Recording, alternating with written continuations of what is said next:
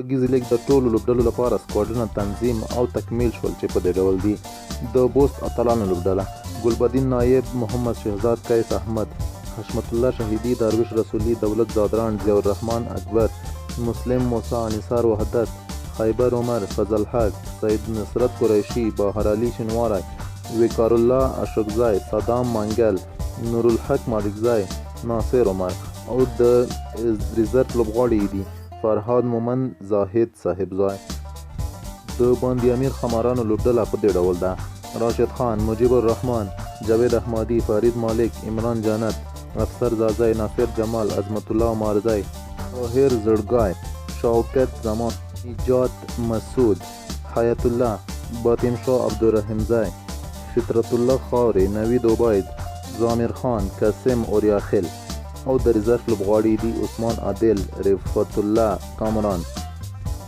د امون هانګان لوبډله: میرویس اشرف، شاپور زادران، عثمان غنی، رحمت شاه، ابراهیم زادران، غامیا خان زادران، اکرام علی خیل، فضل زازی، عبدالرحیم منگل، روخان برکزی، ضیاء الرحمن شریفی، فرمان الله، عارف خان دولتزی، منیر احمد کاکړ، جمعه ګل میاخیل، ضیاء الحق پاروانی، پیرویز مالکزی.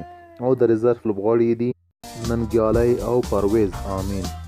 د کابل بازانو لوبډله: اصغر افغان، حضرت الله زازی، سمیع الله شنواری، کریم جنت، امیر حمزه هوتک، وقار سلیمان خیل، یوسف زازی، یونس احمدزی، وحید الله شفق، طاهر عادل، محمد سردار، عمران میر، عبدالله مزاری، عبدالرحمن، عبدالمالک، عبدالباقی پوپل، عبدالله عادل.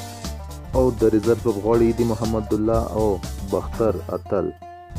د میساینک لوبډله: محمد نابی، شرف الدین اشرف، رحمان الله گربز، احسان الله جنت، فضل نیازی، نوین الحق، طارق ستانکزی، نورعلی زادران، یمین احمدزی، فرهان زاخل، رحمت الله راحت، شفیق الله غفاری، زاهد الله، عبید الله تڼیوال، ضیاء الحق اساخیل، زهیب زمانخیل، رحمان الله زادران. او د ریزرو لوبغاړي دي: صدیق الله پاچا، نور احمد او نجیب ستانکزی. او دا هم د سپین غر زمریانو لوبډله: شفیق الله شفق، نجیب زادران، سید احمد شیرزاد، نجیب ترکی، شاهد الله کمال، حمید حسن، ظاهر خان پکتین، کریم صادق، وفادار مومند، عبدالواسع، شابر نوری، ناصر توتاخیل، نواز خان، بهیر محمود، اسحاق زازی، انعام الله، شمس الرحمن. او د ریزرو لوبغاړي دي: تمیم سرخوردی او آصف موسازی. دا و د شپږیزې ټول سکواډونه چې په منظم ډول ترتیب او تکمیل شول. د شپږیزې سیالۍ به د روان کال د اګست په 20 نیټه پیل شي.